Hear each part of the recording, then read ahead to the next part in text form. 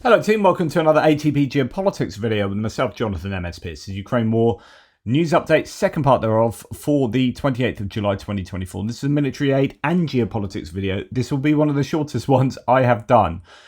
Combining both segments together, there is virtually nothing to say. I don't know whether this is because the Olympics has come along, whether because there are stories all over the shop, whether American politics is strangling the bandwidth of what's going on in Ukraine, or just like there have been all these big NATO summits, a peace summit, all these big conferences that have happened, and now that's gone, Ukraine is just getting on with committing itself to defending its sovereign territories, and there isn't an awful lot, there's not a lot going on geopolitically. Nonetheless, let's get on with it. So the Times, the UK newspapers, found out why Britain does not allow Ukraine to hit Russia with Storm Shadow missiles, says Jürgen Naudit. Britain has to agree on a decision on missiles with France as they jointly produce them and are NATO allies. Great Britain cannot act unilaterally in matters that cause escalation with Russia. It's not clear whether permission from France and other allies is needed. Britain has already sent inquiries and is waiting for answers before discussing it with Ukraine. The problem arises after 29 months. I mean, why did we got to this point and they're still asking this? We all know that the West has no leaders, only bureaucrats and managers. I mean, the UK has clearly stated that they want Ukraine to be allowed to use these Storm Shadow missiles. So it's really frustrating it's being held back. Okay, Switzerland has decided not to follow the EU's example of transferring profits from frozen Russian assets to Ukraine. The State Secretariat for Economic Affairs stated that Swiss legislation and international obligation prohibit the country from generating special income from this Russian central bank's funds. So Switzerland is different from the EU, it's not in the EU, and so therefore it is not beholden to EU regulations or decisions. EU has released $1.5 billion or euros of frozen assets to Ukraine. Switzerland, on the other hand, has opted out of that. So hopefully Switzerland will be supportive of Ukraine. So, I mean, there's a lot of Russian money swirling around Switzerland, and I don't know how much of it will be is frozen, but Switzerland begging to differ from the EU approach there. German aid to Ukraine says, and gives this neat little chart. I often get asked about the supply of 155mm shells to Ukraine, and also about the increase in production capacity. This infographic clearly shows how more and more 155mm shells have been supplied to Ukraine by Germany since Q2 and Q3 of 2023, most of it produced by Rheinmetall. With 2024, we are now seeing a more regular and larger supply of high explosive shells to Ukraine. The big spike in June can be attributed to the Czech ammunition initiative. Germany financed the first shells, which were delivered to Ukraine, 50,000 in total. With the Volcano Smart 155mm shells, there is sadly not a lot of information public. I know Ukraine received a total of 255 volcano shells of different versions. So those are ones that have a really long range. I think 70 kilometers up to, is it?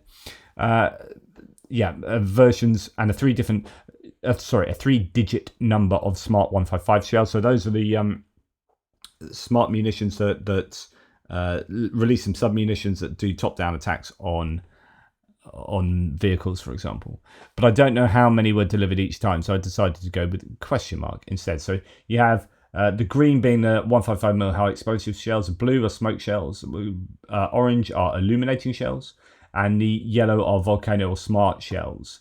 So some amounts back there. So quite a few shells, 155mm shells being given, and then the huge spike here as the Czech initiative has kicked in. But you can see just generally Rheinmetall particularly are producing a lot more shells. That mean the number of shells that Ukraine will be receiving is much higher than it otherwise would have been.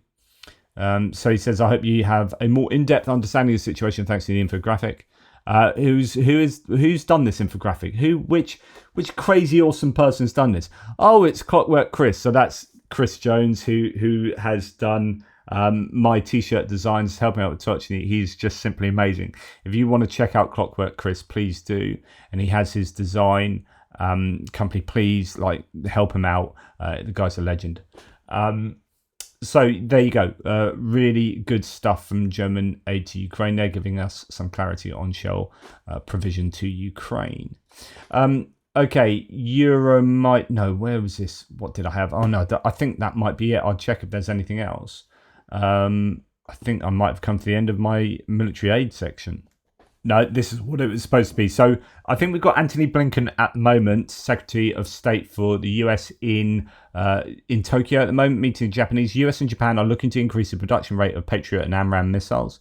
The ministers, Secretary of State Blinken and Secretary of Defense Austin and Minister for Foreign Affairs Kamikawa, Ministry of Defense Kihara, welcomed high priority efforts to pursue mutually beneficial co-production opportunities to expand production capacity of advanced medium-range air-to-air missiles, AMRAAM and Patriot PAC-3 missile segment enhancement, MSE, and meet critical demand for such advanced systems, address timely procurement and readiness requirements, and deter aggression.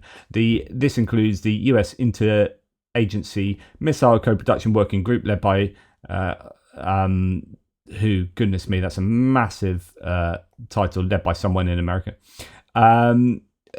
DICAS, which is who that group is led by, will focus on advancing missile co-production efforts as well as building supply chain resilience, facilitating ship and aircraft repair. So, okay, close relationship with Japan. Japan has been undergoing this change in military strategy. It's moving from a defensive military organization to be able to export more military equipment that they previously weren't doing. That is possibly going to help Ukraine in the long run, and the co-production of these PAC-3 MSE missiles for the Patriot is going to really help Ukraine, as they are going to be in need of an awful lot of Patriot interceptors, especially if they get hold of, although that's PAC-3, the PAC-2 batteries from Israel, although I believe that will come with the Israeli missiles as well if they do. But anyway, I digress. So close relationship there growing between Japan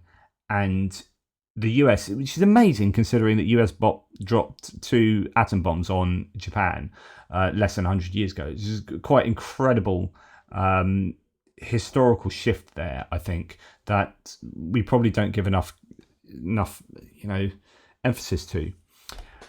Just a complete sidebar here. I'm really enjoying Shogun. I remember reading the book Shogun. God, I read James Clavell's Shogun when I was like 13 years old, 14. I look at my boys now and just sit on TikTok. Come on, boys, read a freaking book. Anyway, yeah, that's just my parenting issues.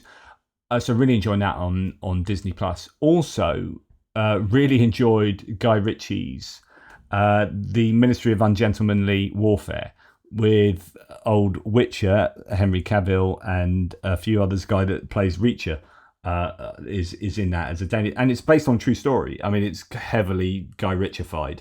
But it was really great fun. So that's on Amazon Prime. I advise watching that. Good old Second World War romp, that, but with Guy Ritchie elements to it. So anyway, that's complete sidebar. Right, moving on to geopolitical subjects, and there's only 2 tweets to talk through here. 2 topics. So Hungarian Prime Minister Viktor Orban has stated that Ukraine has exceeded all expectations, but will not, well, that's kind of him, but will not become a member of NATO or the EU due to financial constraints in Europe. Says a guy whose economy is one of the worst operating economies in Europe, and who's in charge of the most corrupt state in Europe. Anyway, he believes Ukraine will return to being a buffer state with guarantees from the US and Russia. I mean, might not be wrong there, to be honest, but yeah, it's kind of rich coming from him. And just, this isn't a particular news piece, but we'll end with Stockholm, Helsinki and Warsaw after being forcibly occupied by NATO. You know, we have this argument that, oh, NATO's encroaching, look what NATO does. And like, oh, these are cities in NATO countries. Okay. What does Russian liberation look like? Let's have a look. Oh, that's beautiful. I really want to go there. I mean, oh, right. Vovchansk. All right. Yeah. Russian liberation there. So nice. Voluntary liberation by Russia. Yeah. Okay, so remember, yeah, you don't get forcibly occupied by NATO. It is voluntary. You do get forcibly liberated by Russia. That ain't voluntary. So, yeah, not really into the whole NATO encroachment. It's all NATO's fault. You only need to look at that image to understand what's really going on. Anyway, thank you for watching. Very little content for you today in these two areas. I will possibly get back to you a little bit later today. The sun is shining. I'm going to get outside and enjoy some vitamin D on my face. Goodness knows it needs it. Take care. Speak to you soon. Toodle pips.